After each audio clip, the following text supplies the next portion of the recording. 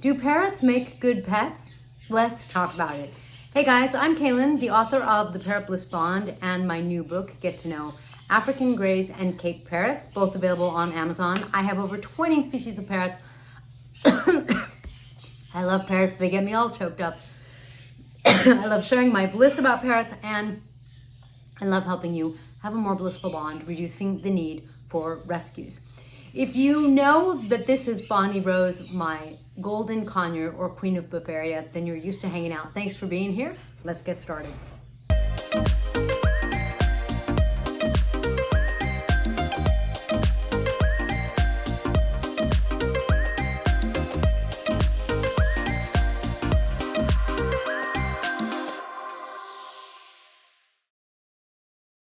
So do parrots make good pets? What a great question, because apparently their popularity has been rising the last like 10 years or so.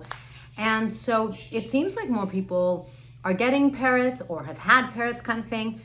If you're thinking about a parrot, or if you have a parrot but you're wondering, do I have a good pet?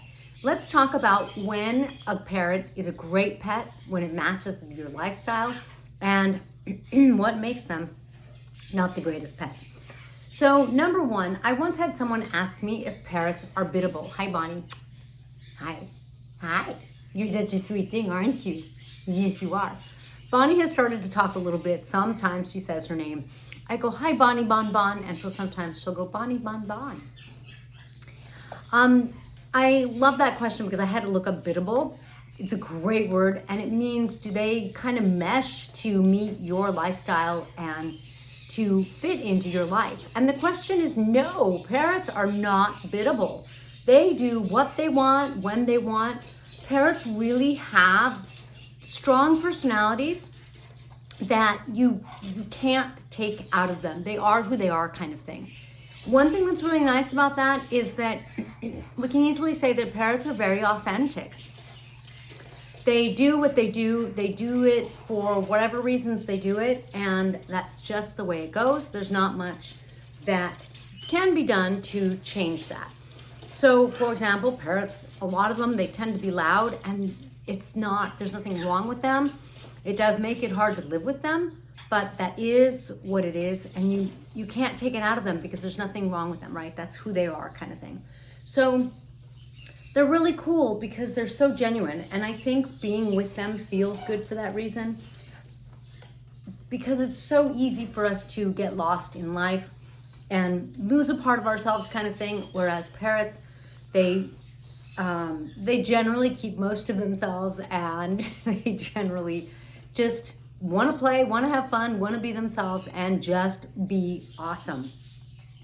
They have exigent needs. I like that word too, because it means demanding. And they really, really do. Parrots are phenomenal. They're really intelligent and loud. They are expensive. It is crazy how expensive they are. Some parrots, I guess, are going to rival some really expensive specialty breed dogs, kind of thing. But, some of them are just way too ridiculously expensive, and some aren't as expensive. There are so many species of parrots, 350 to 400, depending on how they're categorized, that there is a parrot that'll fit in your budget, kind of thing. But they're messy, very messy. They're loud. When they eat, they take, for example, if Bonnie's eating a pistachio, the shells go flying, and then half the pistachio goes flying, and it's usually not necessarily flying in one piece. So anywhere a parrot's been, and anywhere there's been wood, which they need lots of wood, you got to keep getting them wooden toys or wooden perches. Then there's wood pieces everywhere. Super messy. They generally are very demanding of attention. They are made to be in a flock, which means that they're with their group 24/7, kind of thing. And so they're used to having attention, not every single minute of the day, although they are, but it means that they really need companionship that rivals that, which means that they really need another parrot. I've heard from several people that in Germany, legally you have to have 2 parrots of the same species. You can't just have one. And that's for their own well-being, for their own social needs, and not just social, but their well-being, so that they can preen each other, they can keep each other warm, they can play with each other, they can talk with each other, all sorts of things like that.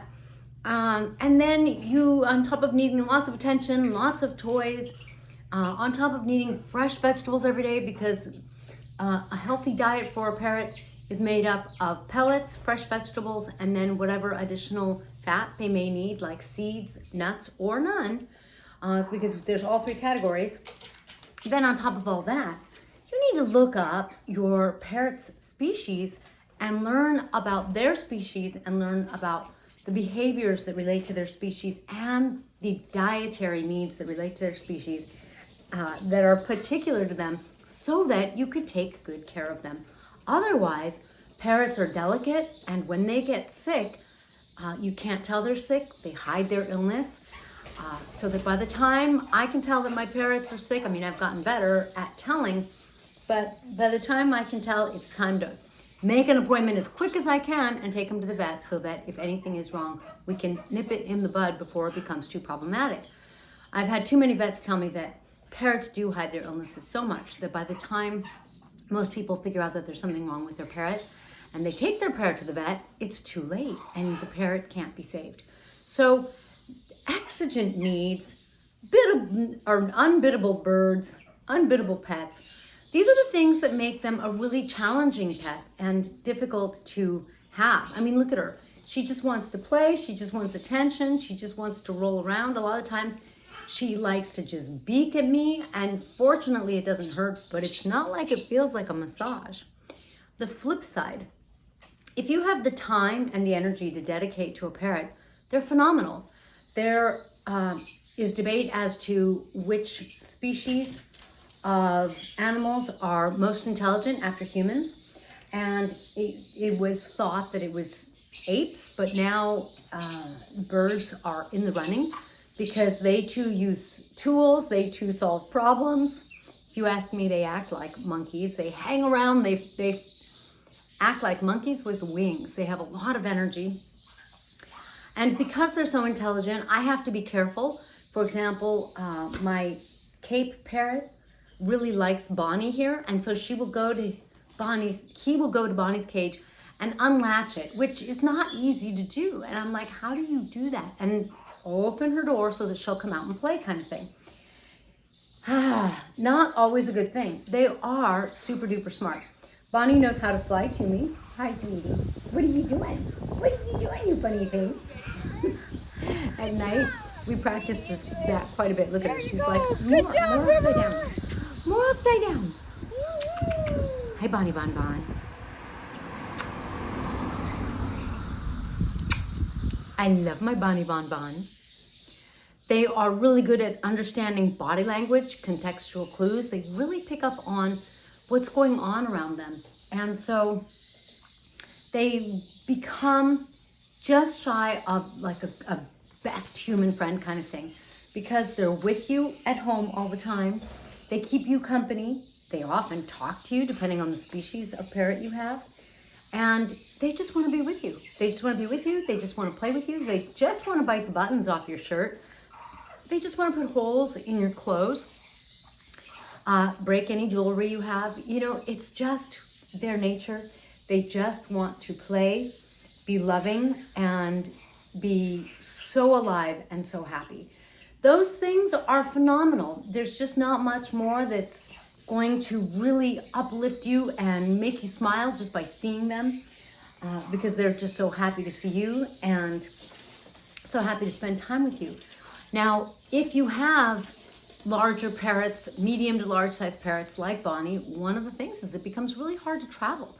These birds become interdependent with us, and they get used to spending their days with us. They get used to seeing us. They get used to living. They get used to sharing a life. When a parrot creates a bond with you, they are really interested in sharing their life with you. Sometimes as a partner, which can be a little sticky, and then you can have a hormonal parrot, which again gets into exigent needs, and it becomes difficult, or it can become difficult to handle. Other times when they have their own flock, within their flock, when they have a best buddy, then their best buddy can be their partner, and you can just be a part of the flock that they are so close and bonded to that all they want to do is snuggle with you and spend time with you, depending on the species, talk to you, do tricks with you, go for a walk with you. So a parrot has so many different ways that they can take their bond and develop a connection and a relationship with you. It is phenomenal. And so it becomes a really special relationship, especially when you know how to handle their beak. You know how to make sure that you can provide everything that you need to provide for their well-being. And you understand the parrotness of a parrot, and you're okay providing endless wood, providing vegetables, and understanding when you do get beaked. I call it beaked when you just get a beaking on you, versus bitten, which is when they turn into vampires and start to draw blood, which they do. So are parrots good pets? I think they make phenomenal pets if you are in the place to really share your life. You're in the place to dedicate a lot of time, attention, understanding, and love to a feathered best friend. Thank you for joining me in this blissful video. If you have a parrot and you're not having a blissful video, you're always welcome to post below. Like I said, a part of my mission is to help you have a blissful bond. So for example, yesterday I just did a video on what to do if your parrot wants your attention, wants to bond with you, but is biting to the point to where it's hurting you. Or your parrot is so shy that they just won't come out of their cage. So anything that'll help you increase your bond, you can post about below, and then I often make videos to answer your questions. Thanks for joining me. Please be sure to like, and if you haven't already subscribed, subscribe, and then I will catch you in the next golden feathered video.